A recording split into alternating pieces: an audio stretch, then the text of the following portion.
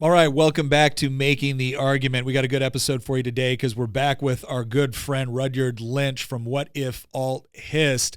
Again, we've done a couple of things with Rudyard now, and I'm telling you, if you haven't gone to his YouTube page, if you haven't checked out his videos, you're missing out. I mean, it really is. There is just such a wide array of topics being discussed over there.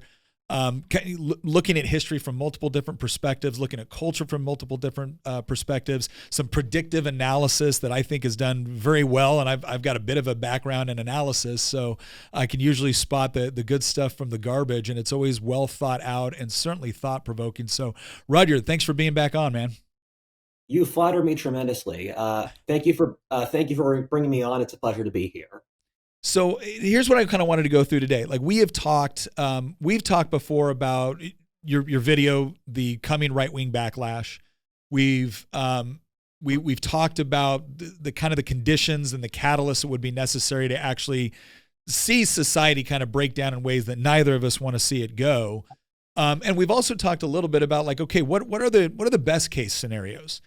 And you recently did a video entitled, Young Men Are Not Expendable, or You Are Not Expendable. And it was a video directed at young men because a lot of men in general, but specifically younger men, I would say kind of, 40 and younger, but especially 30, 35 and younger. They've grown up in I'm 44. And I grew up in a world where concepts of traditional masculinity were still respected. It's not that we weren't still contending with feminism, but feminism was still, for the most part, mainstream feminism was still rooted in this idea of, look, opening up access to opportunities, breaking glass ceilings, things of that nature. It wasn't full-blown man hatred, across the board. And that really is, I think, in many cases, what it's descended into at this point. And you even have some people on the left that are starting to acknowledge this as well and saying, look, this cannot just be man hatred or we're all going to be in trouble here. And the reason why I want to combine these two topics and discuss some things is because I agree with you that this is not sustainable. You can't have a society where you've just told, traditional masculinity and men in general that you're always part of the problem and the solution is for you to become more feminine or whatever it is, just don't be you. And then at the same time, expect the same very young men that you expect to police the streets, fight your wars, build your buildings, maintain your infrastructure, to continue to do so just out of a sense of, noble duty to a society that increasingly hates them. Like that's not a thing. Here's what I want to kick off. I want us to imagine, we got the presidential election year this year, a lot of hostility. More hostility than I've ever seen. I've been involved in politics for a while now. I serve in a state legislature, so I've seen it up close, and I've never seen the vitriol and the at this point hatred at this level before in our country, to the point where you have people on both sides, and it's not all people in their mom's basement or Marxist slam poets at the at the coffee shop. You've got people a little bit more mainstream now saying, yeah, this could go really bad really quickly. And some of them seem to want it to. So let's just say on election night, November 2024, we have no idea who the winner is, right? So we got a bunch of early votes that still need to be cast. And as usual, some of the bigger cities and whatnot are not coming in. And we end up, this reality where we're not going to know the results of the election for a couple of days. So that's where I'm going to set it. I'm going to set it that, we've had all these trials and stuff like that with Donald Trump. Let's say that he's been able to successfully navigate those enough to where there's nothing that prevents him from being on the ballot. There's nothing that upsets that. Like, we make it to election day and it's super close, and all we're doing is waiting on votes in a couple of major swing states and a couple of urban areas, and everybody's anticipating different things. What do you think? Give me a worst case scenario. What do you see happening under those conditions? What I'd say is that our age is profoundly stupid. And what I mean by that is that everything that happens in our time period is a continuation of a choice made roughly around the time of the World Wars. Mm. And the logic made sense when that choice was made. For example, you could say Social Security, you could say a large element of modern feminism, the regulatory state. these things all made sense in 1935. Mm-hmm. And now they don't. And one of the most dispiriting parts of my life was as I rose in social status and talked to more and more important people, is I realized in most cases the people in power are not particularly intelligent or wise. And they're Can't making confirm. very short calculations just off reaction. And I see that with the left, where the left the left is stuck on with as many pressures as the right is. And if you're on the right today, you'll know all of the internal issues we have and the various insecurities that the right has. The left has those too, but the left has done so by basically just appealing to young women because that's a demographic where they can consistently pull loyalty from. But as they've gotten more insecure, they've had to appeal to women in more and more insane ways, which in turn disaffects young men, but they haven't really thought that far ahead. Their strategic vision is pretty small. And I agree with Nick here. I think there is a very low chance we get past this election without violence. And I think if we do make another 4 years, it'll just be through blind luck. It'll be either some strategic genius shows up in Washington, D.C., which I don't find likely, but it'll probably be due to luck. And the reason I say that is that we're hitting the point where the incentive is to defect rather than to maintain the system. Because if you look at the government is maintained by people deciding to maintain the illusion of that regime's right to rule. Mm-hmm. It's a form of magic where people's belief in the regime determines its actual power. And a statistic I saw recently that I think is very telling is apparently Americans saved up a tremendous amount of assets during COVID, and they spent the last 4 years burning it. And now we're about to hit the 0 point. And I think that's symbolic of so many other institutions in America, where the debt, I don't think people realize how insane the Biden administration has been on a variety of metrics because our media isn't really honest about it. But the amount of money printing we've had since Biden was elected is just absolutely absurd. We've taken in between 8 to 15 million immigrants. And so if we have another 4 years of that, what will be left of what's going to be left of the country? And on the left side as well, they're burning through their social capital, where if you look at every single woke organization and the woke moral code, it doesn't have moral principles that would be oppressive. Instead, it has virtue signaling. Mm-hmm. And so they don't have a mechanism to tone down how aggressive they are. And so all these woke organizations have hit this fever pitch of insanity in which if they go for another 4 years, they're going to blow their organizations up. Look at Disney, look at the state of California, look at Wall Street, BlackRock. And so for both the right and the left, we've hit a point where war is the easier option for people in power because they don't have a good answer on how to deal with the issues that we currently face that are intractable. And it's easier just to roll the dice. No, I think so. I think that's an interesting point because you the old statement that war abroad is peace at home. There's been some truth to this, and political leaders have used this for a while because even when you do have something like the Pax Romana, again, people somewhat have a desire for conflict, and that conflict can manifest itself. Well, I'll say this: I think people have a desire for challenges. I think challenges are important to people, and if you have a positive challenge which is tangible and which people can put their effort toward. And that could be something like the space race, right? It could be something like Western expansion. It can be all sorts of things that aren't necessarily war, but have a way of galvanizing, national interest into thinking that, hey, we're all on the same team. Like we may have our differences, but this thing unites us, and we're going to focus on that. And war has been the easiest thing to do that because it can be passed off as somewhat existential. And I think we're at a point right now where, to some degree, that's been used up in the United States. Because if you were to talk to me in the late 90s, early 2000s, dude, I wanted to invade Iraq like nobody's business.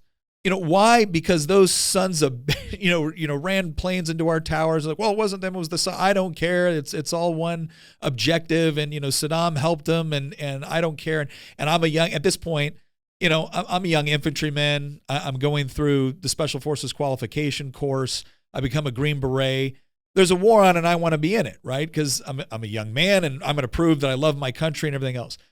You talk to me now, I still love my country and I still think war is necessary at some times, but I'm also completely disillusioned with respect to how our country chooses conflicts and especially how they choose to fight those conflicts once the conflict has been chosen. At the same time that I look around my own country and I'm like, whoa, one of the things, you need to have some underlying concepts of social cohesion before you can pull off this idea that war abroad is peace at home, right? That works when people believe in the glory of Rome. Right? When people don't believe in the glory of Rome, no, that's just another avenue for more infighting to take place. And I think your point about where, my co-host Christian and I were talking about this yesterday on an episode we were discussing, and it was this whole idea of once upon a time, they're like, why was the left so effective at either hostile takeovers or revolutions, way back when, and why are they not now? Because in 1918, 1917 Russia, the Marxists weren't telling young men that they were the source of all evil, right? If you were a mine worker in Spain, right, the left actually offered something to young men. Now, I don't think it was good what they offered, but it still appealed to a sense of pride and honor and taking care of yourself and your family and your country.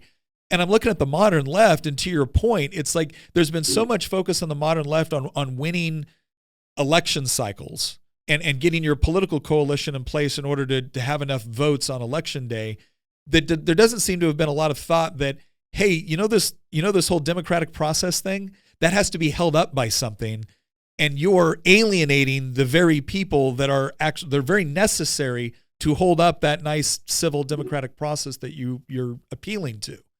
And I don't think let me put it this way. I don't think most of them get it. I think some of them do. And let me pose this to you. I was sitting in the Virginia General Assembly in the House of Delegates, and we were debating a bill. And one of the bills that was coming up essentially said that if you came to the United States under DACA, you could rise all the way up through the ranks within a law enforcement organization within Virginia, to include being chief of the police force, right? Or whatever it was, without being a U.S. citizen. And we're looking at this going, wait a second, there's something fundamentally wrong. Now, we understand that there's different processes for people to be able to serve in the military or whatnot, but those have been somewhat limited. Now you're talking to expand to all law enforcement. So you're literally the chief law enforcement officer of an organization, but you're not in the country legally. You don't see any problem with that. And they were more pissed at us saying illegal immigrant, it's our undocumented members of our community, right, than they were about pointing out that you are watering down what it actually means to be a citizen, and that is a necessary component within a free society. And so I almost, a part of me, like the dark side of me wonders, the black pill side of me wonders, is the reason why you want to pull in a large, heavily dependent immigrant class is not just for the workforce component, but it's also because you recognize that you're not going to be able to rely on Antifa to carry out your stuff. But if you get enough young men coming in from other countries that don't have any fundamental loyalty to the system as is, and they see you as the political party that is providing them with benefits and everything else, is that a group that you can actually rely upon to engage in acts of violence if necessary? All right, everybody, quick break to let you know that once again, Independence Day is coming up, and Good Ranchers has a special deal for Independence Day, because if you sign up for one of their subscriptions, here's what you get.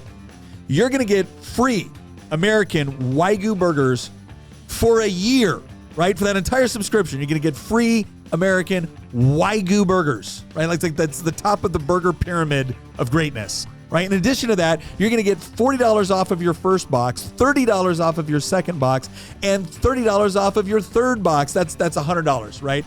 That maths, people. All right? So go to goodranchers.com, put in promo code Nick, get your free burgers, right?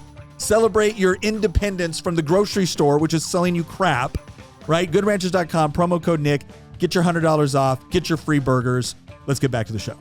Yeah, the last 5 years have really been mask off for the leftist elite. And one of my favorite political books ever is The Leviathan and Its Enemies by Samuel Francis. And there's a couple of very smart people who predicted what the current left would evolve into. And I would have called them madmen if I was alive in the 1990s, but everything they said turned out to be true.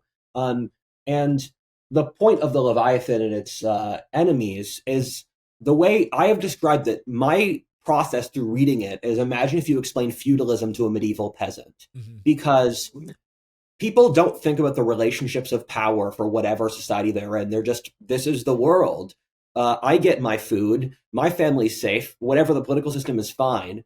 But the argument the book makes is that our society is a bureaucracy whose sole goal is to reproduce and to keep expanding. Reproduce bureaucratically. They hate reproducing organically. And one of the points he made is, he said, they will develop the most cynical schemes possible to keep the bureaucracy going. And they normally do so by attaching themselves to problems that won't ever be solved. So climate change. If we actually build nuclear reactors, this isn't a problem anymore. Yeah. Same thing with ethnic minority ghetto communities. If they want to keep them in a state of permanent dependence. And one of the points he made that's very ironic is, he said, they are resentful of the white working class because the white working class got wealthy enough that they no longer needed the bureaucratic left. Italian and Irish steelworkers aren't complaining about Protestant capitalism anymore.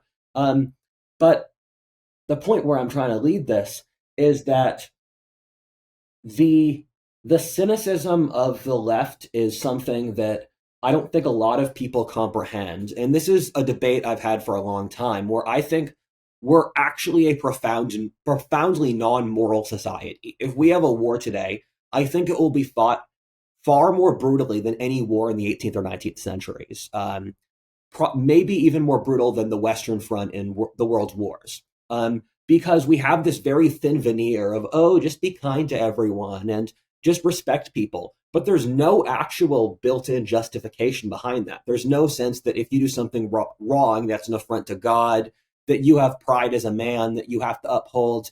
And that's true for both the right and the left. And the left has thrown away any moral standards. And I'd like to say that all of leftism is just a strategy to accumulate power for their constituents. There's no ideology there. It's just a rationalization. And inside the right, for people like you and I, this is a beautiful historic moment, because I see the right is developing something new.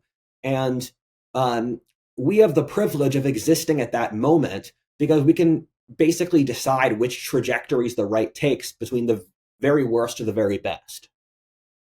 So I agree with that. And I think it's interesting when it comes to ascertaining like what motivates the left, and like what is the moral foundation of the left. Power.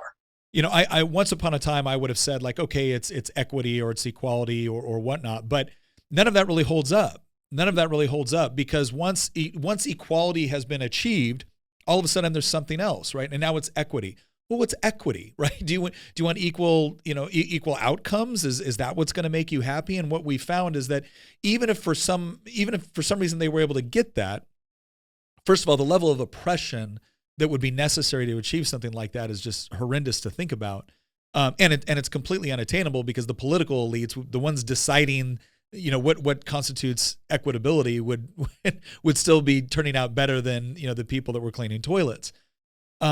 But yeah, to your point, when you look at it, again, what is it they say? Systems operate exactly the way that they were designed to operate, the way they're supposed to operate, to where when I look at the left's motivations and when I look at the left's argumentation for what they want, the reason why I see so many people peeling off from it, right? Whether it's your Elon Musk, or even to some degree like your Bill Maher's, your Anna Kasparian starting to look at this going, this is madness. It's like, well, yeah, because you were committed to certain ideas that were rooted in, maybe critical thinking, maybe some sort of objective moral code, or at the very least, you weren't offended by the concept of an objective moral code.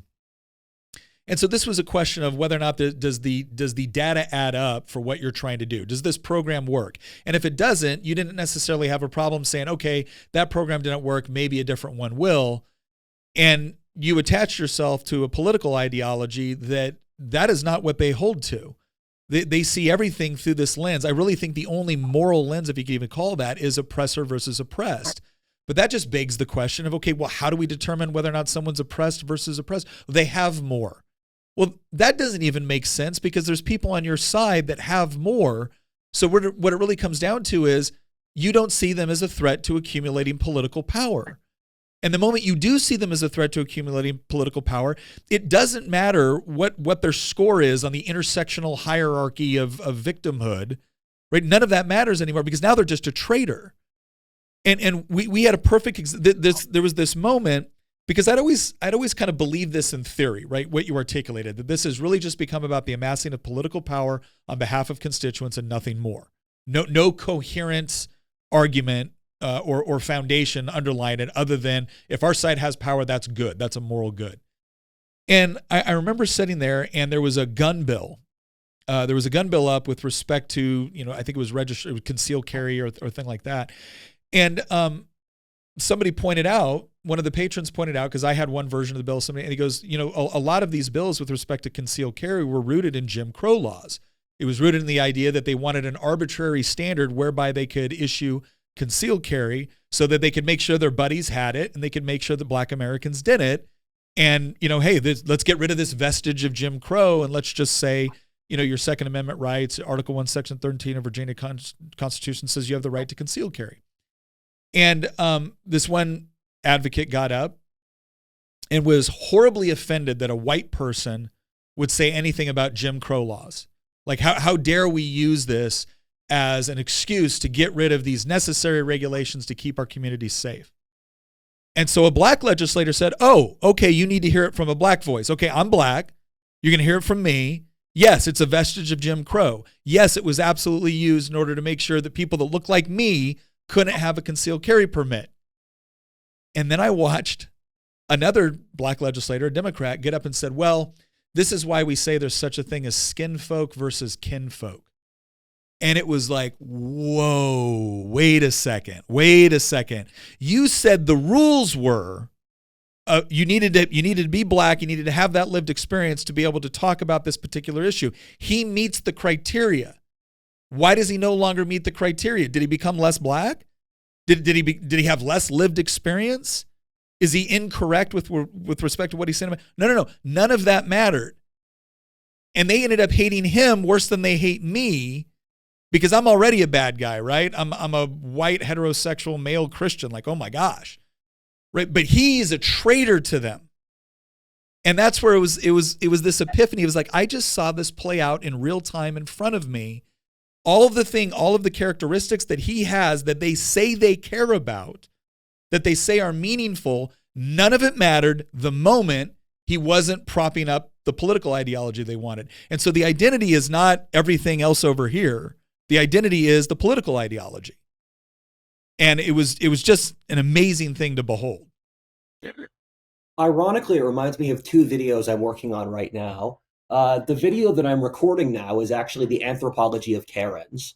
And that sounds silly, and it is, but there's two really, I like to look at silly things and then analyze what the underlying point of them is. But one of the big points of it is for the Karens and toxic femininity in general, they pick a symbolic issue and they attack you on the symbolic issue, but that's not actually what it's about. If you call the police on your kids playing outside too loudly, on your neighbor's kids playing outside too loudly, it's really about you envying that they have children, or you envying that they're slightly wealthier than you.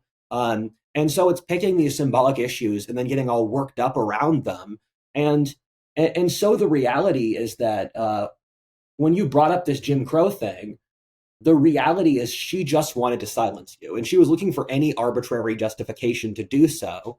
And the second video I'm working on, or I'll make soon, is it's my first reaction video, and I'm reacting to a Yuri Bezmenov video because I think he's insanely insightful. And for those that don't know, Yuri Bezmenov was a Soviet expert, and he was part of the Soviet Union's subversion elements, where they go to different societies and they try to subvert the local culture to destroy it. And he went through this whole process of how you subvert a society. And literally every single aspect is stuff that happens in America, where destroy people's free association so that neighbors or friends or people at church can't work together and cooperate with the government, destroy the ability for labor and capital to associate, destroy the religious power of the society, destroy and then prop up social degenerates. And the one difference between what Yuri Bezmenov said would happen and the reality, and he said he came out about this in the 80s, and he said, we've already educated an entire generation of leftists. In about 20 years, they're going to take over society. And a final point here that's really interesting is he said, you have to manufacture a 4 to 6 week crisis in order to get the population to give up their freedoms. Does that remind you of anything? 4 to 6 weeks. Yeah. They did better than that, though. But the point that I'm trying to reach here is that if the one difference in what Yuri Bezmenov outlined as his potential and the reality is that the people who he called the useless idiots won, because the Soviets talked about Western leftists as useful idiots. Because if you actually went to the Soviet Union, you would see that it was a profoundly socially conservative society. They banned abortion, they banned homosexuality, they were very masculine, they were aggressive, and they used social liberals in the West as a tool to push their agenda. Mm-hmm. But what happened after the fall of the Soviet Union is that the useful idiots became the ones in charge, which is why the left is so insane today. And I've said this multiple times on your podcast. The modern woke left is the stupidest movement in history. And it's remarkable that it was created by a society that the chips in these phones are so ridiculously advanced. The same society that made this phone, this beautiful piece of technology, believes that reality doesn't exist and a man is a woman. Yeah. Yeah. Well, it's, Yuri Bezmenov, he talked about active measures, and that was the direct efforts that the Soviets were engaging in through academia, through labor unions, through arts and entertainment. And they did this all over the world. And now, look, to be fair, the United States was also trying to influence countries all over the world toward, democratically elected governments and individual liberty as well as other things, right? And our strategy didn't always manifest itself in doing the best job of promoting those things. A lot of times it was just looking for, dictators that were anti-communist. But one of the most fascinating things that Yuri Bezmenov talked about was this idea that it's not something where you're not looking for a KGB agent behind every tree. That's not what it is. It's about implanting a particular ideology and then understanding that ideology will self-replicate. And I remember when I was taking a college course on ethics within the intelligence community, and this was at a time when all the discussion about things like waterboarding, enhanced interrogation, rendition, right, where you would capture somebody, but I can't torture him, but you know who can? My ally. Here you go. Can you hold on to this guy for 10 minutes and then tell me what he says, right? That's a very short version of what rendition was, but effectively, these were the moral issues that were being asked about in the intelligence community. And I remember telling my professor when he said, what do you think is the most pressing moral issue or ethical issue? And I said, it's postmodernism. And he goes, wait, what? I said, well, think about it. If you raise an entire generation of intelligence personnel or military personnel in a world where there is no such thing as objective truth, right? Well, then what you're left with is a kind of secular utilitarianism, right? You're left with whatever works, and what works is heavily dependent on how you want it to work and to what end do you want it to work. And once you've given up on the idea of objective truth, you've given up on the idea of objective morality. And once you've given up on the objective morality, well, now morality is just some sort of whatever Maslow's hierarchy of needs says is self-actualization for me, right? That's my ultimate moral end state. And now anybody that stands in the way of that is my enemy or a bad guy. I said, well, of course, if you raise a generation of people that actually believe that, it's going to manifest itself in some pretty horrible stuff. And thank God I had a professor that actually thought, hey, that's really interesting. Go ahead and write it up, right? And he was very supportive of it. I've had other professors that would not have been. But the reason why I tell that story is it goes to your point of we keep, a lot of times when we try to engage with the left, we keep appealing to critical thinking or objective morality or objective truth. And the reason why we keep doing it is because from time to time, they will also engage in those things. They will also utilize those things to their benefit, but that's the key. They will utilize them to their benefit. The moment they're not beneficial, they have no problem throwing them overboard because their value was not in being some sort of objective standard which both of us could appeal to in order to arrive at truth.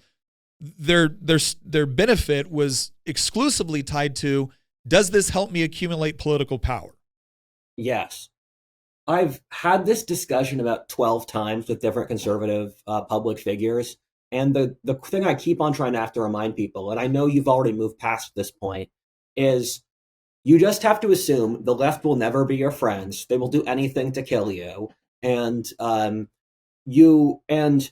we're past the point where you have to emotionally come to terms with it. You just have to accept this. Yeah. We don't have a year for you to go through a grieving process because a couple years ago, I actually did go through a relatively emotional process of realizing the world I thought I grew up in was not the world. All the dreams of the Simpsons world I had as a child is just not reality. But then once you move past that, and I see most conservative public figures are just stuck at basically complaining, oh my God, the left is so crazy. Oh my God, they're insane. We can't trust them. You have to move past that to actually figuring out what to do about it. And you have to change your mental model from left-wingers being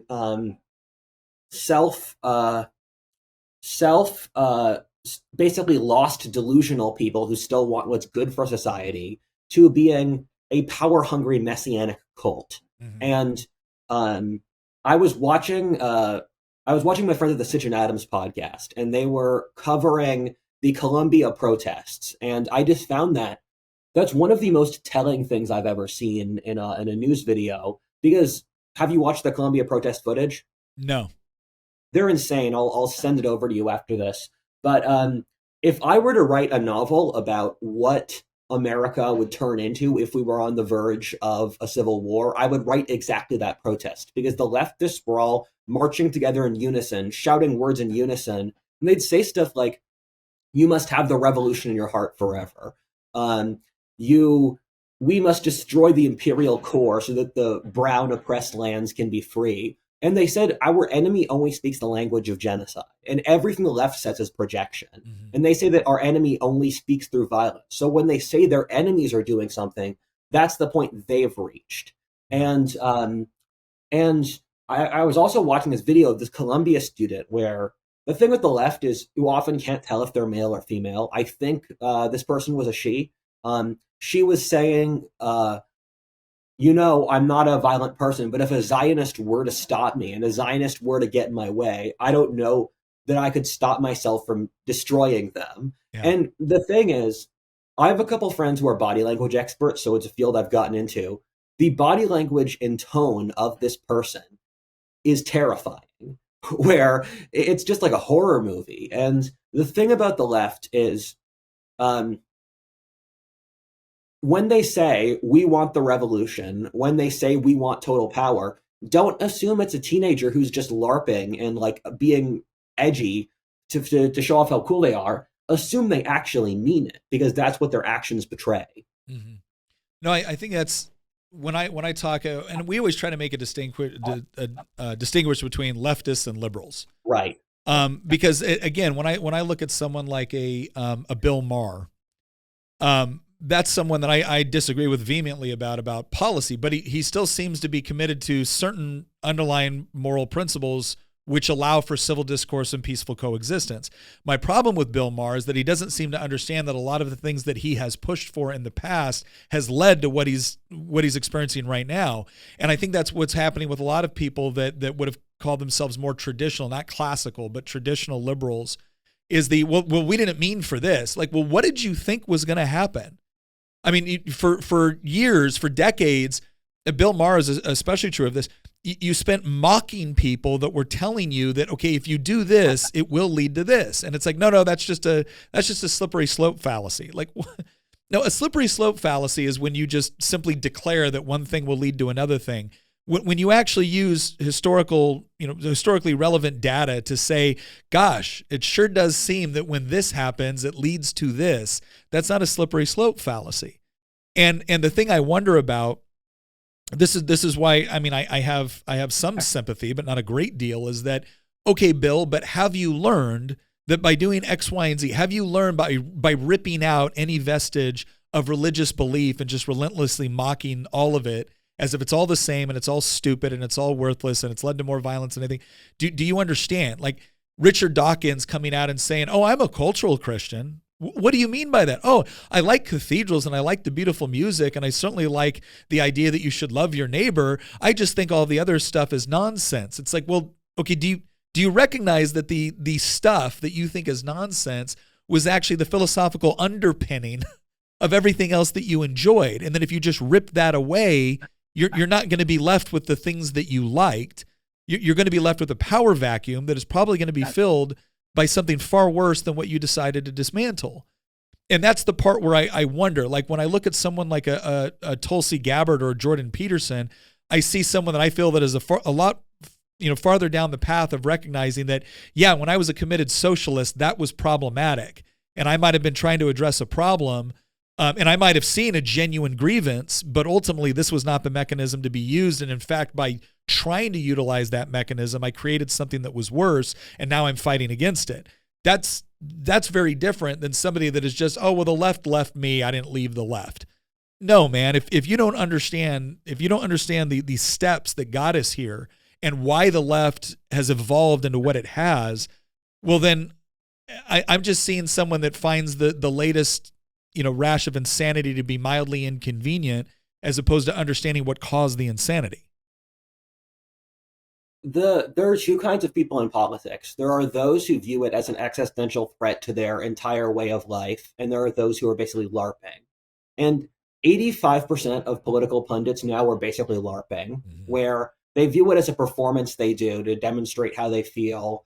And someone like a Bill Maher, I don't think he has, and even most pundits on the right, I don't think Bill Maher has a concept that the political opinions he supports could result in everything he loves getting wiped out. Yeah. And so he's just not playing the game as real as he has to. And the reason the left won, is something I like to say, is that in the post-war period, all normal people were satisfied. If it's 1960, you're a pretty free society. You're very affluent by historic standards. There's no famine. There's no major wars. And the only people who were dissatisfied in the post-war consensus were the mentally ill. And if you look at a chart of mental illness across politics, the far left young women have 4 times the rate of mental illness as any other demographic. Mm-hmm. The mentally ill were those who had the incentive to actually organize and take the game seriously in the post-war period. So that's why they won. And I hope that the right will wake up to that and start to be more serious.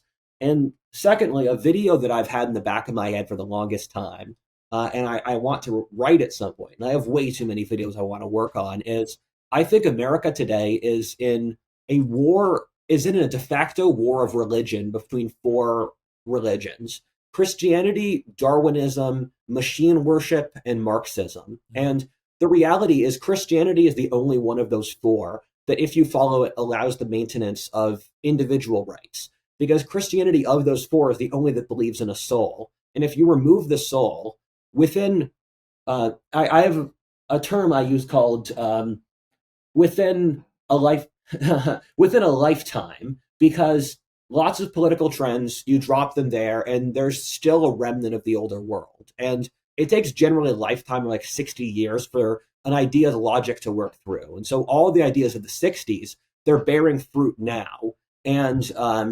And so after a lifetime, your society without Christianity would lose any freedom. And of the 3 other ideologies, because they don't posit a sense of the sacred, they don't have any boundaries against the reckless use of power. No, I think that makes sense. Well, and if you look at it from when you say the machine, I assume you're talking about kind of like the Sam Altman, AI, yeah, people who AI, want to the singularity, the idea of yeah. I think, and it's funny because Christianity seems to be the one world religion that everybody is allowed to essentially trash without any consequence, which I think is actually telling in and of itself. But it is this idea of do you at the base of your worldview, do you have something that provides a foundational point from which to build everything else? And like all of us are searching to some degree for meaning, purpose, love, companionship. But all of that has to rest on something which can actually logically provide it.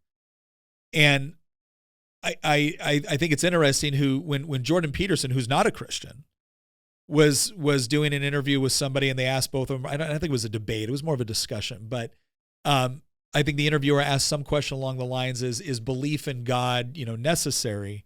And the one lady who was a secular atheist said, "Absolutely not," and that will suffice for an answer.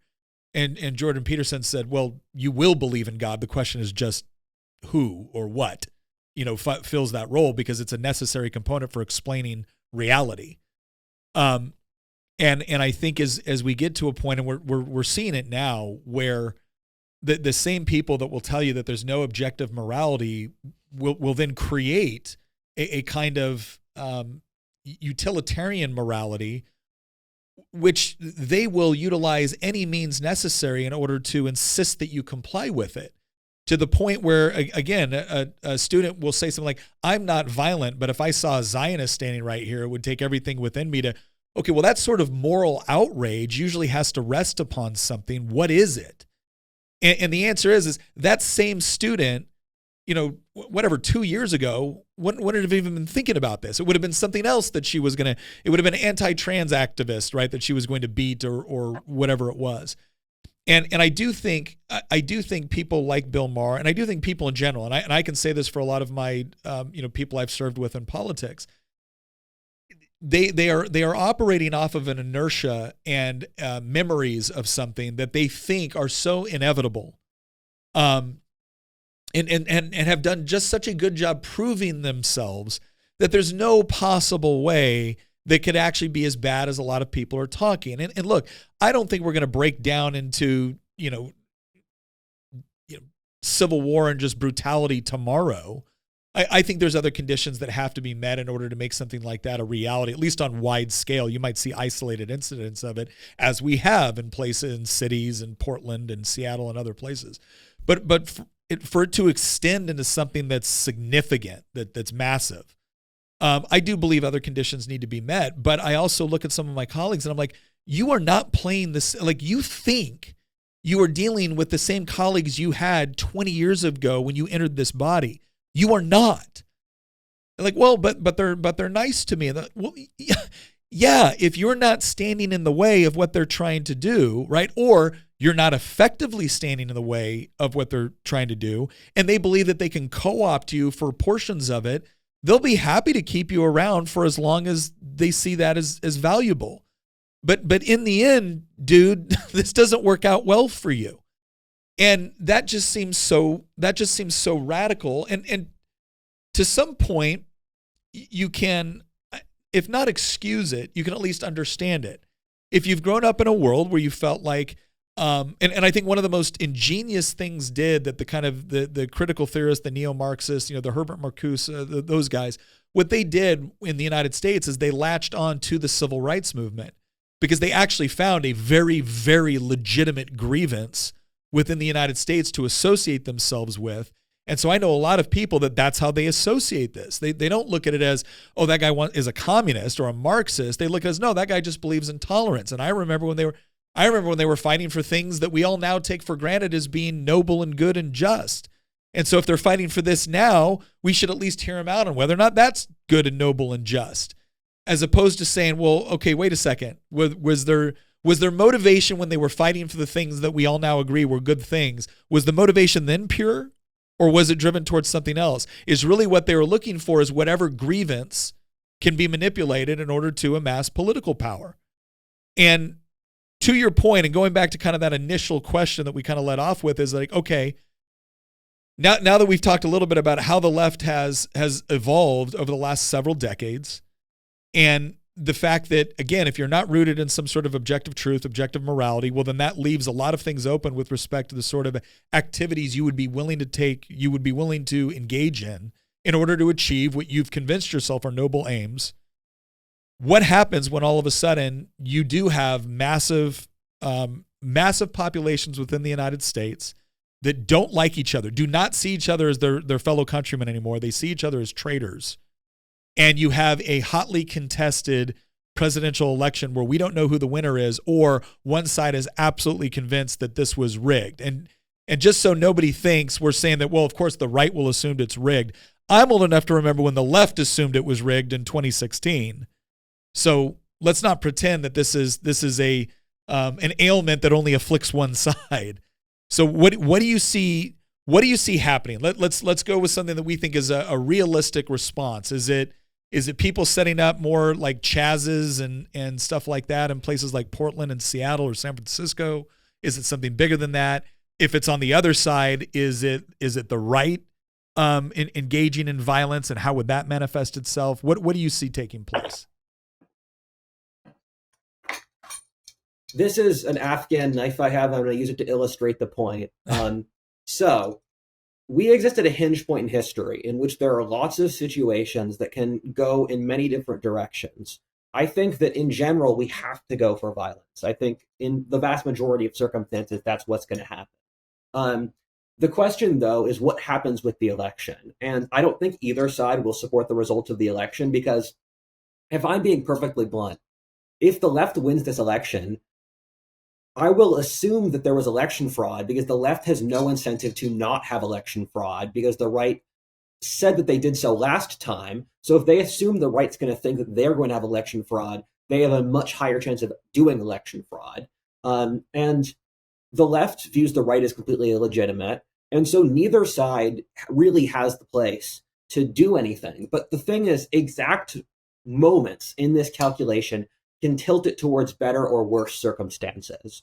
And I think Chaz is the easiest answer, because the left LARPs really quickly. Yeah. The left, they're much more emotionally invested. And if you look at pre-World War II Germany, the Nazis weren't out in the streets. They weren't protesting. But when the right decides to go hard, the right really goes hard. And the left has a harder time actually going for things. And so the militias are to the right what protests are to the left. And so I could see militias forming for the right. And I think and we spoke about this last time I was on your podcast, the thing that I find most likely is a budget issue.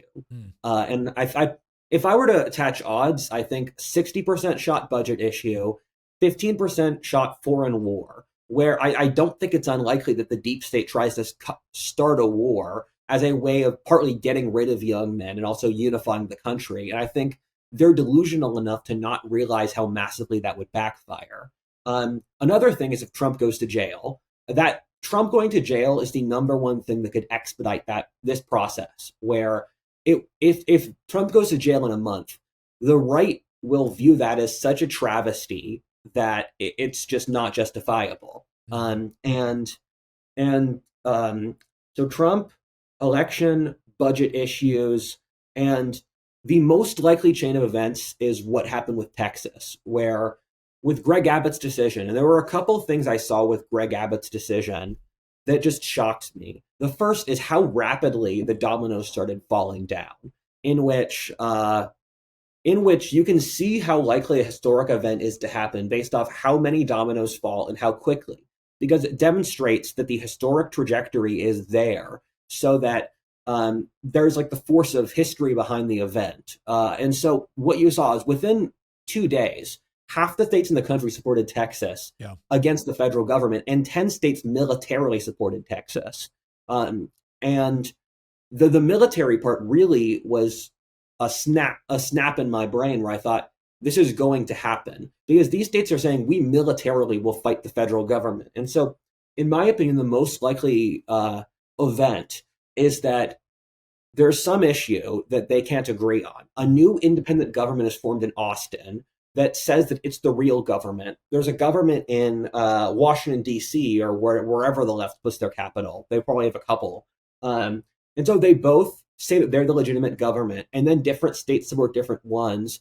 And then you hit flashpoints where, as a Pennsylvanian, Pennsylvania, as a microcosm for this, is a swing state. It went Biden last time. It's probably going to go Trump this time.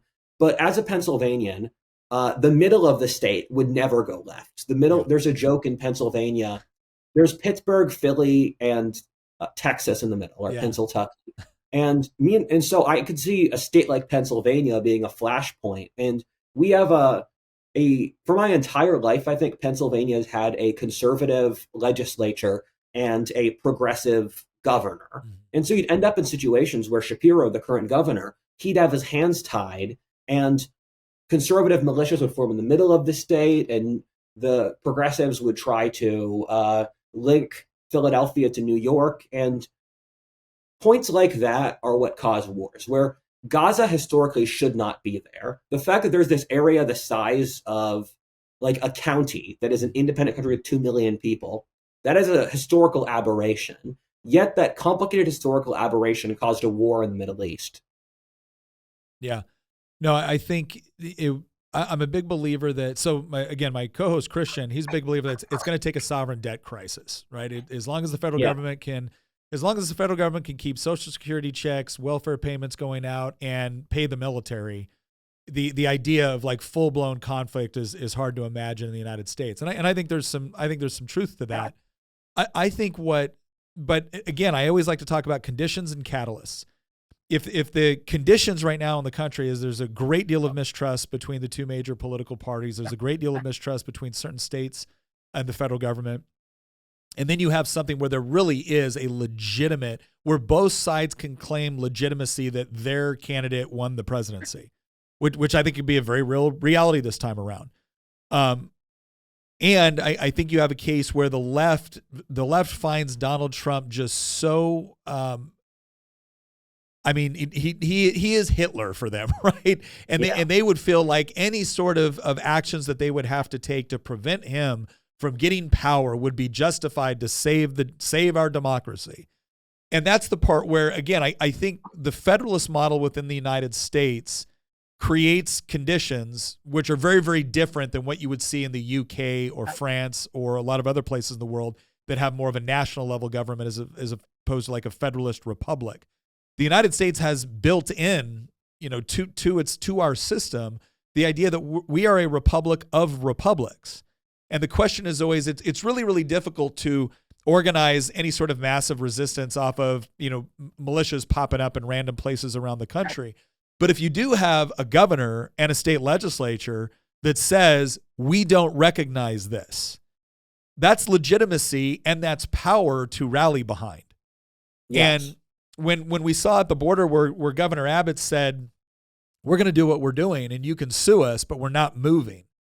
That was one of those points where it's like, okay, this is really, really close to interposition. Like this is really close to this whole legal concept first articulated by Jefferson and Madison around the idea that, it kind of fell out of favor during the civil rights movement because of the inappropriate ways it was applied. But there's still legitimacy without American history with this idea that no, the states play a role of keeping the federal government in check.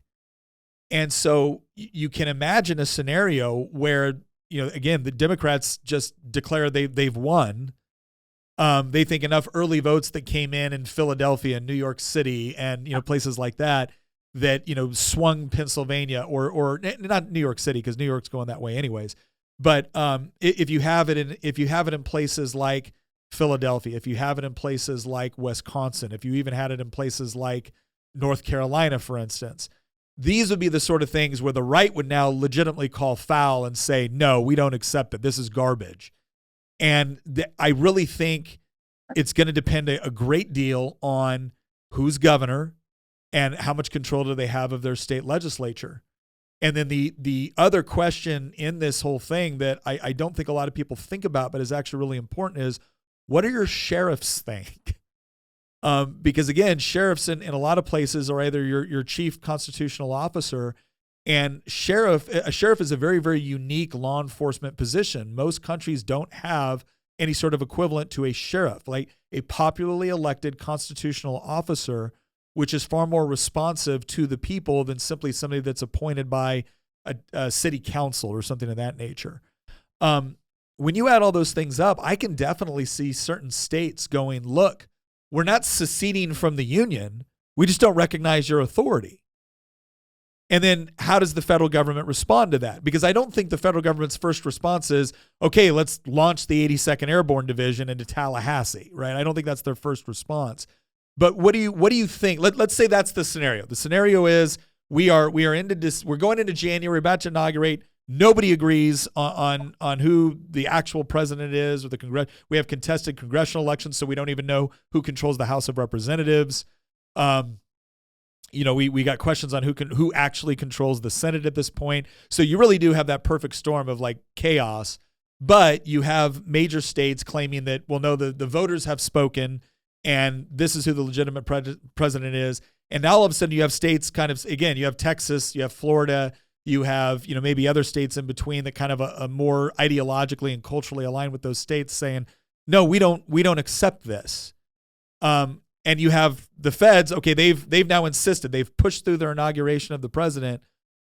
What do you think happens at that point? What do you think are the baby steps of what a Governor Abbott or a Governor DeSantis, or let's not even use those names. We'll just say Governor of Texas, Governor of Florida. What do you think their initial response is to something like that? I think Pennsylvania is also an interesting microcosm of this, because I said before, Pennsylvania, conservative legislature, progressive governor, goes right or left. Mm-hmm. Pennsylvania, for reasons I don't fully understand, also has the third largest National Guard in the country, which is recruited from Pennsylvania. And so imagine progressive governor makes Pennsylvania go blue. Yeah. The National Guard would probably just mutiny. Yeah. And that creates more issues. And so I think Shapiro would be stuck in a complicated spot where he probably knows this. And so it's equivalent to the U.S. Civil War, where the governor of Kentucky, and Kentucky is was a border state in that context, and he was constantly waffling because he knew that no matter, and Kentucky is also comparable, because the eastern half of the state was Union supporting, the western half was Confederate supporting. And so he was stuck waffling. And if you want to look at the last Civil War as a proxy, South Carolina seceded first, and then all the states that were culturally adjacent to South Carolina, like Mississippi, Georgia, went with. And then you have the struggle over border states. And one of the things that I find very heartening is it appears to me as if the border states are tilting right now. And this is an important distinction, because however states like Nevada or Pennsylvania or Virginia go is important. And so far, I saw this really fascinating poll of support for mass deportations of illegal immigrants. And it's ludicrous. A majority of New Yorkers support it. 3/4 of Virginians support it. 1/3 of Californians. 1/3 of people in Massachusetts. 3/4 of Texans. And so what I think is happening is that the middle states are tilting right. And so I think the right would get an advantage in Pennsylvania and Nevada. That could be cope on my end, because I am a biased player in this, and people always overemphasize their side. But the biggest thing is the military, where whatever direction the military's loyalties go will dictate this. And in the military, the top brass are left-leaning. They're woke appointments. But the lower ranks of the military lean conservative. And I'd imagine, we haven't had polls for a couple of years about this, I'd imagine that it's gone further right, because young men as a demographic have gone pretty hard right in the last 5 years. Well, the other, having served 11 years in active duty, and I got out in June of 2009, so it's been a while, but had a lot of friends stay into retirement and whatnot. I didn't, but a lot of friends did. The other thing, too, that I don't think people understand when they talk about the military is that they will discuss, let's just take the Army, for instance. They will discuss the Army as if the Army is like this block of people in the Army. And it's like, well, no, you actually, you have your combat arms types. So your combat arms is your infantry, artillery, armor. You have your combat support, which would be like your MPs, to some degree. There'd be other areas that would fall within that category. And then you have what is considered to be, soft skill MOSs, right? So military occupational skills, clerks, admin, judge, advocate, general, cooks, whatever else. So obviously we have a huge logistical support train for the amount of infantrymen, armor, and artillery that we have within the Army. But traditionally, if you go to within an infantry unit, you're going to find two types of people. It's usually they're going to consider themselves more right-wing culturally.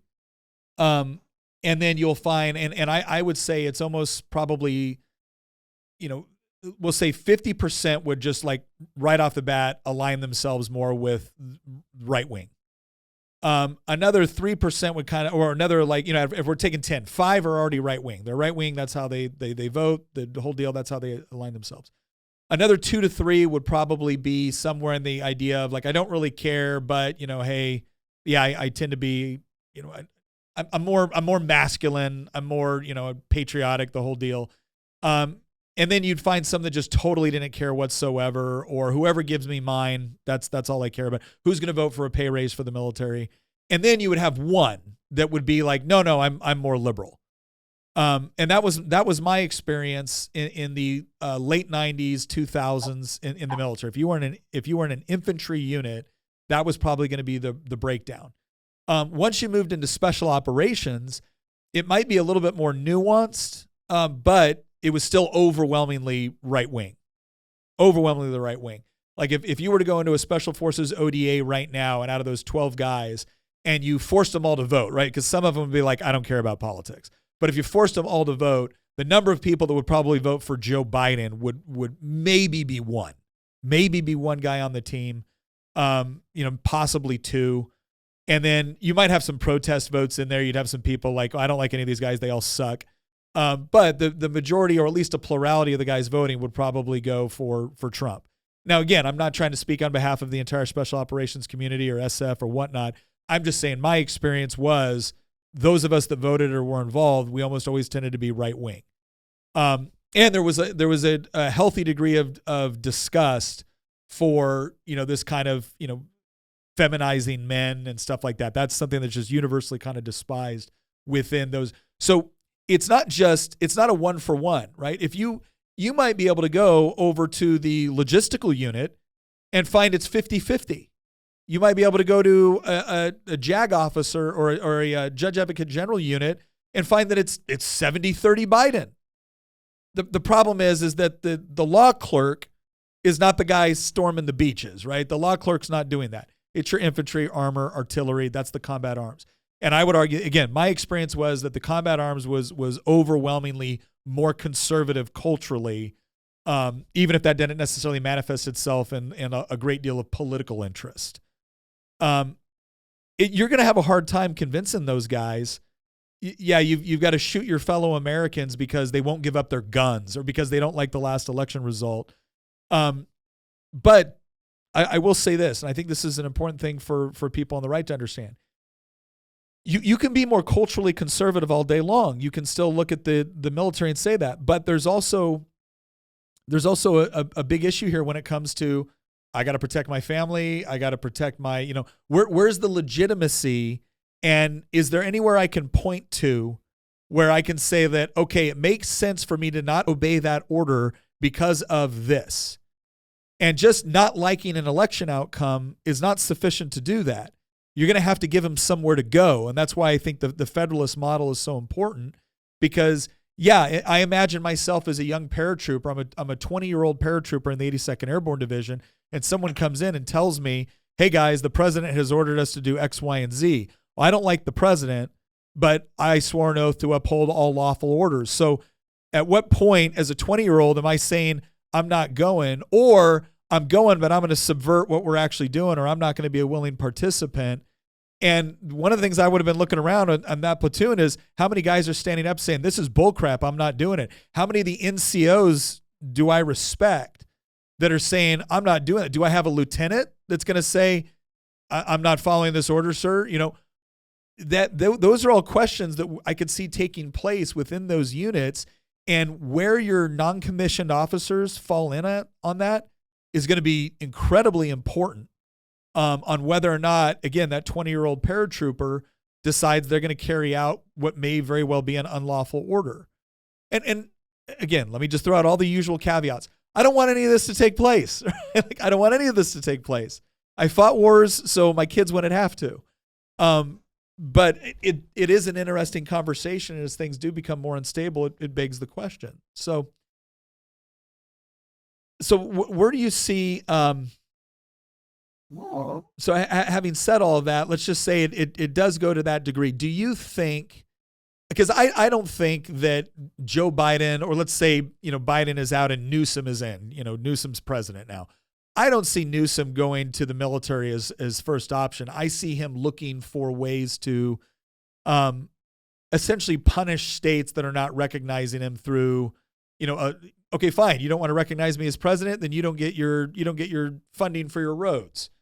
And making it difficult on those citizens, and then trying to work within the citizenry within those states to kind of force compliance. And you've talked a lot about this, and I think it's important, the importance of maintaining legitimacy. How do you think, a Democrat president that is not seen as legitimate by certain powerful states, how do you think they try to create legitimacy for themselves while at the same time undermining the legitimacy of any state government that would push back? You brought up a lot of great points, so I'm going to go after each of them in short continuity. The first of which is that, looking at previous revolutions or civil wars, the most important demographic to determine the loyalty of the military is what the low-ranking officers do. People like sergeants, lieutenants, colonels aren't low-ranking, but they're less than generals. Yeah. But those people, the men tend to trust them more than they trust the admirals or the generals, because they're identifiable. And so for the French and the Russian revolutions, those guys basically said, we're not doing this. We're on the side of the revolution. The second point is that I grew up about an hour outside Philadelphia, rural area, one of the most important swing areas in the country. And in the area I grew up in, it's 10% card-carrying libertarian, at least when I checked the statistics last. And if you ask people their politics, they'll say stuff like, I'm a classical liberal. I'm an old school. I'm a blue dog Democrat. I'm a constitutionalist. I'm a libertarian. All of these like pseudonyms for I am actually a conservative, but I don't want to jump on board with people in the Bible Belt. Yeah. And I think that demographic they're an important demographic to figure out who's going to win the Civil War, because especially in the Rust Belt, I live in Texas now, but in the part of the country I'm from, the Rust Belt is a population larger than Germany's, and it's the swing area in America. And I think places like Ohio, Pennsylvania, upstate New York, they will be an important swing if this conflict happens. And the thing that really pisses off that area is that once you leave the cities, the Rust Belt is like 90% white. And so if you try to play a racial agenda in that part of the country, and these are racial agendas invented by people in California or New York City, it's just great. You have doomed my entire area. Yeah. And so I think playing racial politics was a big thing. And because Roe v. Wade was something that turns off that area and racial politics, and especially the left's complete lack of empathy with deindustrialization, is why I think that area is going to tilt right, and especially so young men in that area. And if someone had gone back to the left 10 years ago and explained to them what the smartest strategy would be, I think the left could hypothetically have won. They would have to play more of a class agenda. Yeah. And this is an era where a lot of people are struggling financially. And so if the left had gone for an angle more so of, we support the working classes, we support poor people who are struggling, I think they could get more support. But the reality is the left has become so classist that they view those people with complete contempt. Mm-hmm. And you dropped a couple different questions. What was the final question you asked again? The question of, assuming that, a contested president is trying to, again, they're trying to increase their legitimacy with people that can be convinced, and they're trying to undermine the legitimacy of any state governments that would push back against it. Again, I don't think the first move is drop the 82nd into Tallahassee or Austin. I don't think that's the first move. What do you think would be the first move? Yeah. Yeah, I thought about that as you said that. And my answer is the left is incredibly good at psychological manipulation. It's, in fact, the only reason they're successful, because the left is super good at figuring out what emotional hooks and crooks they can manipulate people with, and the guilt and shame and all that stuff. And so that's how they get power. And they succeeded in a wealthy era in which actual survival wasn't anyone's top priority. It was looking good to your peers. Yeah. And the thing is that the left is obscenely bad at actual strategy or realpolitik, in that if you dropped a modern leftist and had them play a strategy video game, they would have no idea what they're doing, but they're very good at getting people in the school cafeteria to hate the weirdo. And so the left makes all of these massive strategic miscalculations that I just can't believe they're doing. And I don't think the left realizes everything in the leftist paradigm today is built upon the assumption that the other side will never use force. Yeah. And they, for example, defund the police. My personal belief is that the plan behind defund the police was to remove any ability for the left to do crazy things inside blue states. And because the thing is, coming from Philly, Black people are the people who need the police the most, because they live in neighborhoods where if there's no law and order, they move from nearly uninhabitable to completely uninhabitable. And then they use Black people as a casus belli to remove any accountability inside their states. So once you've removed the police, people want the new leftist brown shirts to protect them in New York City, because once the police are gone, the left creates political partisan militias to bring law and order. Yeah. And so what I think happens is that once this occurs, the left will just waffle and they'll be like, what, that happened? The right can't use physical force. Yeah. Like, what's going on here? And I think they'll try to cope with really ineffective solutions, like what you said, where they'll say, hey, Texas, we're not going to give you a pension fund anymore. In Texas, they'll be, this is number 95 on our priorities. Yeah. Because the right and the left, their worldviews are so different that the left projects everything the left says is projection. And so when they say things at the right, they're really saying things at themselves.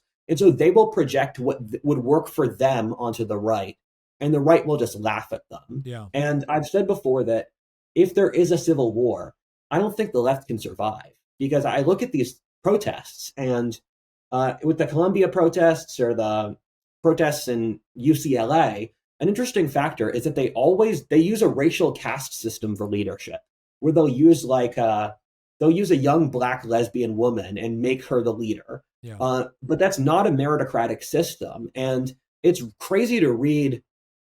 It's crazy to read the lists of demands that the kids at Columbia were writing. And these are kids who are my age. Yeah. And they say, like, no alcohol. You're not allowed to have sexual relations. You're not allowed to do drugs. You have to respect people's boundaries. No misgendering people. No triggering. And if I were to do this, and of course, for all those listening, I will not launch a revolution. If I were in their shoes, I would just bring a bunch of beers. Yeah. And I wouldn't make all those rules. Yeah. Because I need an incentive to keep these people to stay around. And the thing is that the hard men who make good soldiers are also the kinds of men who do not have hypersensitivity about bizarre rule sets. Because if you have to fight in a trench for 2 days where you're covered in and there's flies everywhere, you're not going to care about if you're misgendered. Yeah. Yeah. Well, and I found it interesting on Ole Miss and on UNC Chapel Hill, where two fraternities get out there and kind of launch a counter protest. One standing up in defense of the flag, them attempting to move the American flag. And they raised like hundreds of thousands of dollars for their fraternities practically overnight.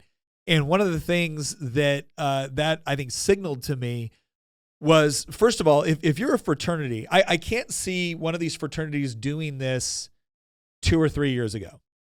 Yeah. They would have been quiet. They would have, if anything, they would have done some sort of, they either would have shut up completely or they would have written some sort of milquetoast letter on behalf of the fraternity in support of whoever they were told the oppressed victims were, right? And that would have been it. They would have just kept their head down and weathered the storm. But you saw more of them now standing up and going, no, this is crap. And not only am I going to stand up to it, I'm going to mock it, right? Because I'm just done. And they were rewarded for it. They were rewarded for it, which means other people watching this on other campuses are recognizing, oh, we're not alone in thinking this is insanity. Yeah. And so I think more young men, and this was predominantly young men, right? These were fraternities. I think young men are starting to recognize that when we talk about all of the culturally shaping institutions that have been aligned against masculinity or conservatism or what else, I think young men are starting to realize you are also a culturally shaping institution, and you don't have to put up with this crap. And once they start to recognize this in force, I think it could actually be enough to stop a violent act from taking place, because I think they're going to be shocked to find out how many allies they have. I think they're also, this is the part where, again, my co-host Christian kind of disagrees with me on this on some level, but I think they're also going to recognize how many young women out there actually appreciate the fact that young men are standing up going, this is nonsense and we're not putting up with it. It's just that, again, if you're a young woman and you feel isolated in a group where you've been told you're supposed to hate these guys and you're supposed to love the dude that wants to put on a dress and go in and compete on your volleyball team, and you're thinking, this is crazy, I don't like it, but I don't want to be shunned, I don't want to be socially ostracized, where would I go, what would happen to me? I think the more young men that stand up and say this is crap and we're not putting up with it, I think young women will also respond to that. And if you merge those two things together, that's incredibly powerful socially. Yes. The left has done something profoundly stupid, which is they've removed any incentive for cooperation among young men. And so these young guys at college, they would 5 years ago, they think, I'm not going to do this because I'm not going to get hired at a job if I do so. They're not going to get hired anyway. Yeah. Anyway, all of the corporations have gone over for DEI hiring. So if you're a young guy, those companies aren't going to hire you anyway. So what's the point? Yeah. And the left has done that in a bunch of different ways, and they've just if you're a young white man, they've removed social mobility, and so there's no reason to not defect. And the left has no comprehension of that, which it always continues to shock me. And for young women, and this is my general question of this entire topic, and I don't want to get into this for too much depth. If Mouse Utopia is true, then that won't happen. But if Mouse Utopia isn't true, it will. And I don't know how deep you want to get into that. Yeah, I mean, the whole concept of Mouse Utopia, and again, this is, if you ever wanted to see a really good video on Mouse Utopia and explain it, go to What If All This and watch Rudyard's on Mouse Utopia, because I probably watched it a couple of times, and I had known what the experiment was before I watched your analysis of it, but I found your analysis really intriguing. So just to give everyone a quick overview so we can kind of talk about how this ties in, Mouse Utopia was essentially an experiment. And what's interesting about it too is that it was an experiment that was run multiple times under similar conditions, where they essentially provided this wonderful environment where the mice had everything they could possibly need, right? There was no need to struggle. There was no challenges to overcome.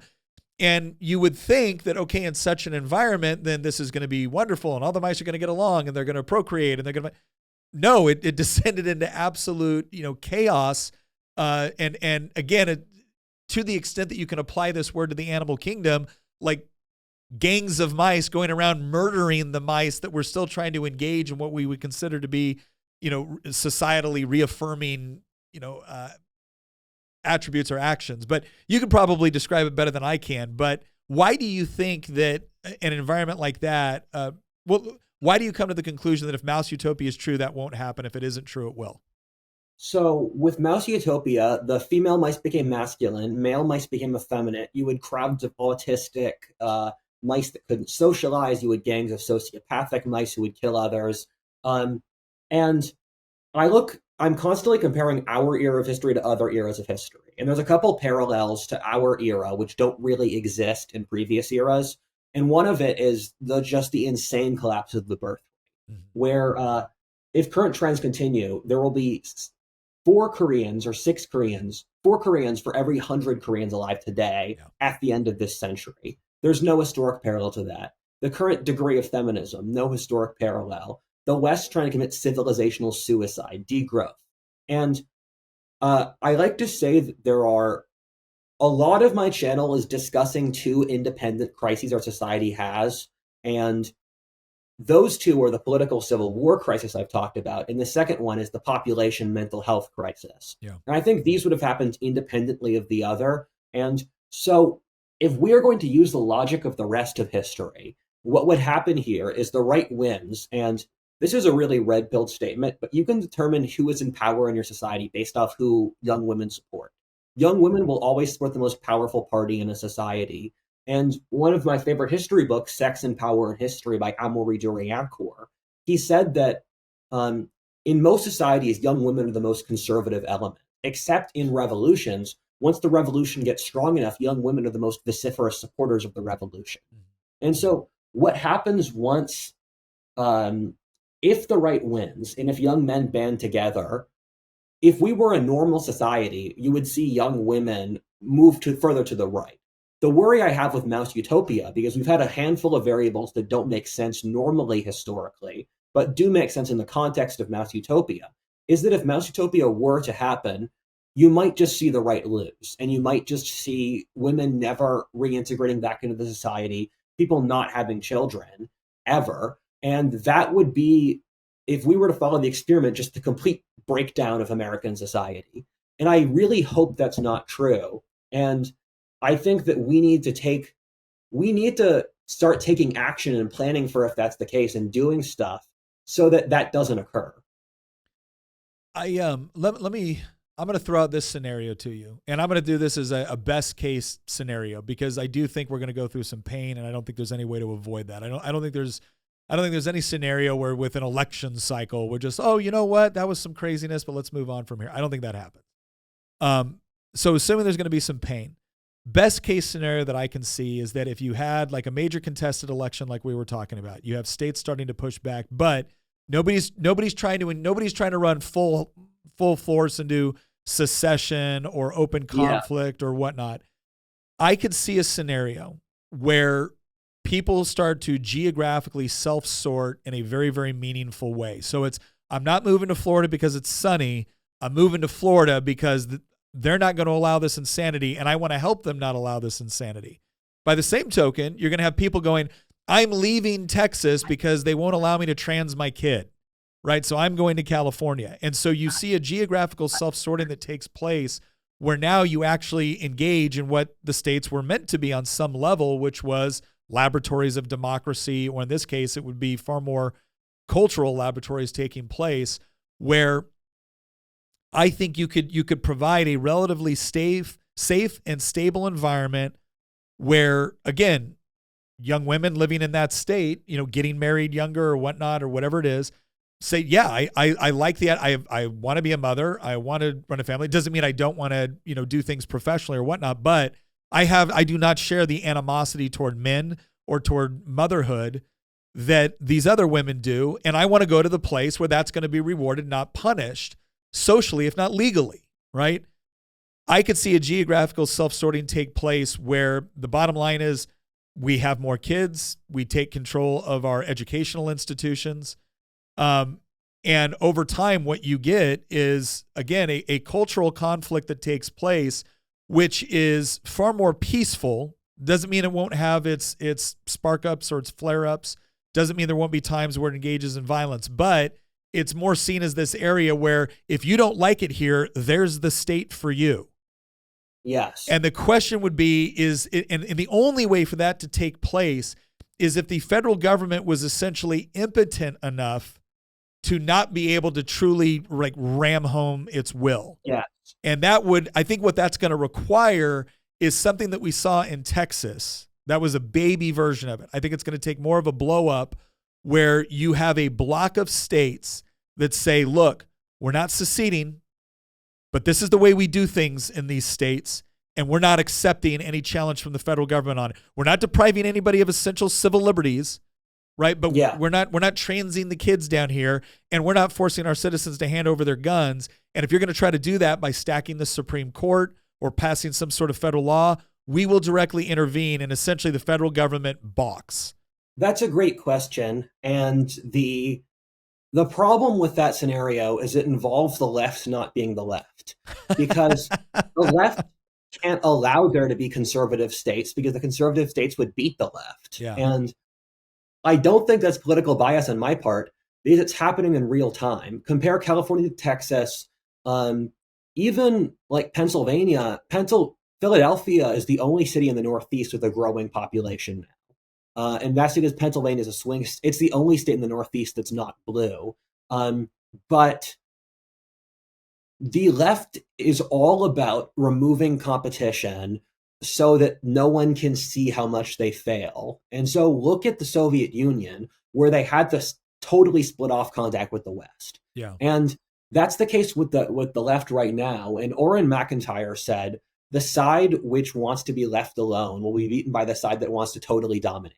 And the scenario you posit, it would work if all of American politics were just people right of center, because that's the 19th century. And if you look at America in the year 1820, the ethnic differences between, let's say, South Carolina and Massachusetts were larger than that between many different European countries. And America was fine with that because there was this concept: people in Massachusetts are different from people in Virginia. Virginians are different from Pennsylvanians. And that's okay. We can live our own lives. Because America then was a country that would be entirely right libertarian on the political compass today. Yeah. But the left won't let that happen. And frankly, the left can't survive another 20 years.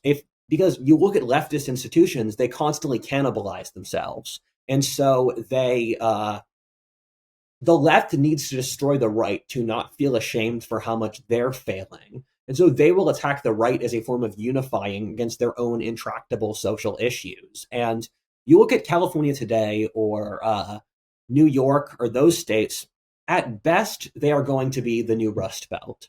And at worst, it'll be social collapse. And either way, it's not a stable equilibrium. The thing that you pointed out there that I really was this idea that the left has to fight the right because it's actually what provides them any semblance of social cohesion. Yeah. And that is I think that's a very profound way to put it, because we talked earlier about how politicians at time throughout history would say war abroad is peace at home. Well, for the left, war against us is peace within their ranks, because the moment they don't have us, and this is true, we see this all the time, where you can look at groups that used to be within favor within the left who no longer are, who don't hold the same level, and a lot of it's due to cannibalization or infighting. And so that's a great way to put it, and one that I hadn't really thought out before, was the idea that they have to fight us, because if they're not, they're going to kill each other. Yeah, and I was visiting some leftist relatives for Thanksgiving, and they were talking about why they disliked the right. And what I said is that literally nothing you criticize the right about is true. Where they said, how could you support homophobia? And I said, I know basically no one on the right who's homophobic. Yeah. And if they are, it's like a relatively passive belief, or it's like the 50th most important thing for them. Or like Christian nationalism. The left has turned that into a bogeyman, but I literally know very few people identify as Christian nationalists. They may be Christian and nationalist. And if Christian nationalism becomes a political ideology, it's because of opposition to the left. The left, if you ask someone in New York City, they'll say Ohio is like a crap hole. Yeah. You go to Ohio, it's a pretty boring place, but there's a way better quality of life in Ohio than New York City. There are still French restaurants and Vietnamese restaurants. People live in big houses. They drive cars. The streets are paved. And so the left has to create this bogeyman of the right, which isn't true. And the irony, though, one of my friends describes leftism as a form of autism, where everything has to fit into their pre-established mental bracket. And so the great irony is that the American left, the American right is very moderate by historic standards. Yeah. And so they treat the American right like they're fascists. And then they worship the Taliban and Hamas. And people say it's irrational, but it is so rational that it's totally rational, in that they're rationally deciding just to do the exact opposite of what makes sense to just troll the society. Yeah. Well, if doing what makes, we'll put it this way, if using logical consistency is harmful to your political objectives, then it's completely rational to abandon logical consistency. Yes. Or try to come up with some reason why it's immoral or wrong or a tool of the patriarchy or whatever else. I find it. I wonder. So essentially, what you're saying, to kind of wrap up that previous thought, where I was trying to come up with maybe a positive scenario, but I think you are right insofar as when the left that we have described absolutely has to have the conflict with us, and I think the right, many elements within the right are starting to wake up to the idea that there is no form of capitulation. The Hegelian dialectic only works in their favor, to where if you're not going to just stand up and oppose it and draw the line in the sand and say, this is it, so if you want to fight, let's fight. I think we're at that point, because what else do we possibly give up on? I remember telling a friend of mine who's also been very, very involved in political theory and politics and whatnot, and political trends over time. And I think it was 3 years ago, I said, watch. I said, you're going to see prominent elements on the left holding up pedophilia as something that we just need to understand and then we need to work through. And then within 5 years, it's going to be something, or within 10 years, it's going to have its own symbol on the flag. It's going to have its own float in the parade. And he's like, Nick, that's too far. And it wasn't 2 years later that we were talking about minor attracted persons, and we need to understand that this is, I said, because everything is a good first step. I once asked somebody, I said, okay, reparations. Like, I am sympathetic to the idea that if somebody has harmed you, they owe you reparation. I said, now, I think it's very difficult to apply that model to a bunch of people that weren't directly harmed by something, and punishing people that had nothing to do with the implementation of the thing that harmed your ancestors. But let's have the discussion. And if you want to have the discussion, here's what I want to know.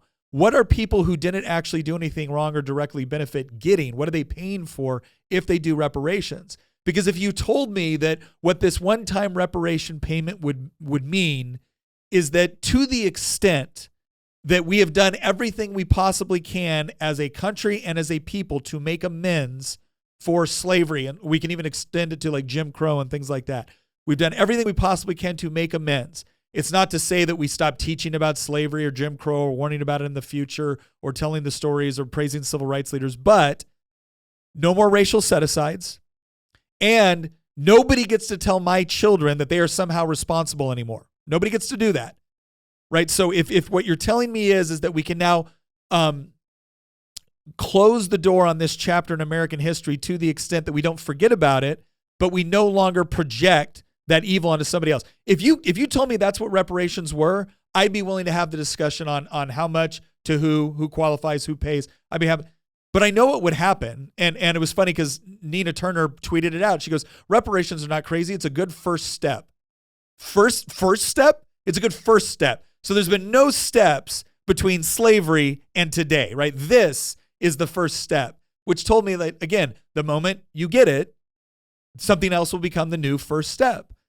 And so to that extent, it does. We are at a point where the right needs to recognize that there is, I can't think of a single compromise anymore with the left, which doesn't equal them getting something they want at our expense, and then the Overton window immediately shifting to whatever the last compromise was to being the new standard. And now we got to move from there. And I don't know that I don't think the political right is all the way there yet. I think Donald Trump probably represents something along those lines. And I was never, when Trump first ran for president, I was I'm more of a Rand Paul, Thomas Massey guy. That's me. But one of the things I appreciate about Donald Trump, among the things I don't appreciate, is that I think he understands and he sees the fight for what it is. Yeah. And more, I'm looking around for people on the right to say, do you see the fight for what it is? And I don't know. I don't know to what extent people are waking up to that. There was some really cool synchronicity there, because when you brought up maps, 5 seconds before, the question I was going to ask you was about maps. And as a map maker, I hate the appropriating of my community that they're doing. Yeah, I've been a map maker for a decade, and they're just trying to destroy my community. They're appropriating from the map maker community for their maps. But it's remarkable, and one of the biggest messages I give to anyone on the right is the left's main goal is suicide. Their main goal is to kill themselves. And the reason they hate the right is the right will keep them from killing themselves. The left is incredibly pitiable, actually. They loathe themselves. They hate every single aspect of themselves. If they left as a person, they would break the mirror in their house. They wouldn't have to look at themselves anymore. And the question is, the left will kill itself. What do they destroy in the process? And I don't want the right. One of the really sad trends I see is a lot of the right is taking up trends that the right is taking up psychological trends that the left has as it fights the left. What do you mean by that? Where that? there's lots of stuff such as the right is developing a victim complex. It's developing identity based off racial identification, where your blood determines who you are and your status. They're developing the idea that big government should solve issues, that of communitarianism, and all those sorts of things, which are the furthest right people actually are psychologically not that different from the left. It's just that they think they base it upon national identification, not oppressor-oppressed identification. Yeah. And the thing with maps is, about a year ago, I predicted that maps by now would have gone culturally mainstream. And I was incorrect in that, and it's taking longer. But the question is, in what manner and how long does it take for map or minor attracted person to actually become something they teach about in schools? Because they're edging around it. It's like they're trying to do a Sun Tzu Go move of surrounding every possible place around minor attracted person and then seizing it because they know it's taboo. And I was visiting the Museum of Civilization in Quebec about 6 months ago, and it was all targeted for children. It was all stuff like Sex and Me, a child's book, or it was all these various sexual topics for children, or Baby's Guide to Drag. It was that wasn't actually a title, but there were like 10 different titles for that targeted at children. And I didn't believe all the grooming stories up to a certain point until I saw a certain critical mass, and I thought, all this stuff is real. It's just insane. And the thing with the pedophilia that scares me is, you look over history, pedophilia is the last point a degenerate society will reach. The Greeks did it. It was big in Islam during their decadence. It was big in 17th century Japan. And there's probably some Jungian symbolism in there, with the left wanting to destroy any sense of childlike innocence and just be completely jaded. But my hope, and if this doesn't happen, it'll destroy my faith in the American people, is that once the left gets to pedophilia, that's the thing that will totally nuke their movement. And if that doesn't happen, I don't know. Yeah. No, because it is the ultimate symbol of innocence, and I feel like a large part of that has been degraded through abortion and the way we talk about abortion now. But when you look at a lot of the key philosophers around everything from critical theory to existentialism to postmodernism, your Foucault's, your Belvoir's, your and then you look at I think it was the letter signed in 1977. Right. Glad you brought that up. Yeah, there was a request to roll back basically the legal age with respect to sex with minors. And the argument by all these prominent feminists, existentialists, postmodernists, critical theorists was this idea that this was another, again, it wasn't child abuse. This was a form of sexual liberation. It was removing these archaic, patriarchal, fundamentally Christian views of sexuality and replacing it with this new norm that was all about experimentation, exploration. And again, they would argue that it was actually on behalf of the child. And you look at something like that, you're like, how could anybody believe something like that was appropriate? And I fired back. I'm like, what are you talking? These are the people that have taught your children philosophy at the most prestigious universities in the West. Like every single one of the people I mentioned, I guarantee you is a part of, at least on some degree, the general education of probably at least 50 to 60% of the students, probably 80 to 90% of the liberal arts students. And then if you did anything with studies in the title, I guarantee you've been reading these people's theories on humanity, philosophy, sexuality. And I agree with you. It's one of those points. And again, if you're looking for another video to watch on the whole concept of disgust and how it motivates societies, I encourage you to go to What If Altist and look at his video on that, because that is the point where if you want to see what drives people, again, to being willing to pick up the weapon and say, I will not permit this. It is so outside of the norm. It is so outside of any standard of morality and decency that it has to be eradicated. It has to be eliminated, because the moment you accept any aspect of it, the moment you accept any sort of normalization of it, you will accept all of it. It's only a matter of time. And again, so much of it gets pushed onto the kids. If you want something that is entirely socially taboo today to be mainstream tomorrow, you use the schools. You use the schools to do it, because again, if an elementary school student doesn't know the difference, it's another reason why I tell people all the time, like, look, I understand that people have different financial considerations and everything else, but if you are, Vodi Bakum said this the best, where he said, you can't send your kids to Caesar for their education and be surprised when they come home as Romans. And it's true. It's a great, concise way to say that if you've outsourced the moral teachings for your children to a government institution, well, don't be surprised when they come back repeating whatever the government institution has said are the moral precepts. It reminds me of a point that I thought of bringing up an hour ago, but our society builds its political calculations off best possible conditions, while wise societies do off worst possible conditions. For the founding fathers, they thought, let's build a country where if the governor of North Carolina was the most evil person possible, everything else in the system would block him. Mm-hmm. In our society, with all these institutions formed 100 years ago, we thought, if teachers maintain their current moral level, this will be fine forever. Yeah. The problem is they set up incentives for teachers to just act in a completely self-interested way. And it's just, I've said it's remarkable before, but it's still true. And the thing with the left is, and this is a theme the Bible covers very well that I don't see in modern psychology, is it's very easy to get people to the point where they actively hate what is good and they do what is the opposite of good for the sole purpose of that. Yeah. And that's an element of psychology the Bible touches on that that modern psychology doesn't want to touch, where when the Israelites are circling the golden calf, it's because they feel resentful of the God of Abraham.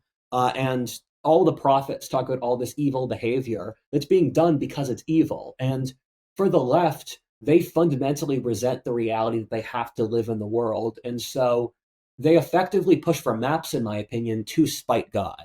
And they wouldn't say God. They'd say, like, oppressive patriarchal structure. But they're not angry at men. They're angry at the world, and that men have to create a social structure that reflects the world. And that's what their pure nihilism is, and it's why they're committing civilizational suicide. No, I think it's interesting that Saul Alinsky dedicated the first edition of his Rules for Radicals to Satan. Right? It's like this just should not surprise us at this point.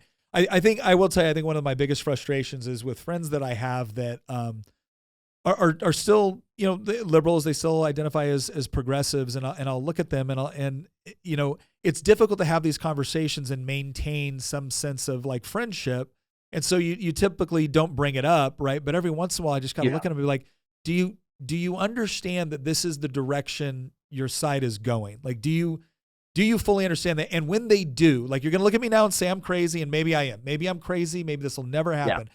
But when they do, will you remember this conversation and think, I promised him at that moment it would never happen, and then if it did, I would never go along with it? And then ask yourself, did it happen, and are you going along with it?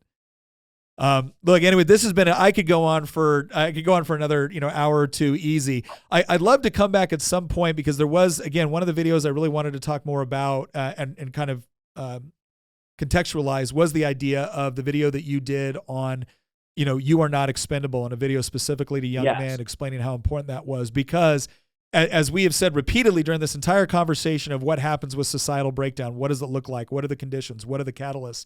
We've reinforced every step of the way that we don't want the bad version of this to take place, and we certainly don't want the bad version of the right-wing backlash. Yeah. But that means we need to have a whole nother discussion at some time, and I hope you'll be willing to come on and do this again. This was a pleasure. Invite me back when you're free. Yeah, I'd love to talk about, okay, so what's sort of, because let's face it, as the right is starting to fully recognize the fight, as young men are starting to fully recognize the fight, they're being offered very different ways to fight it.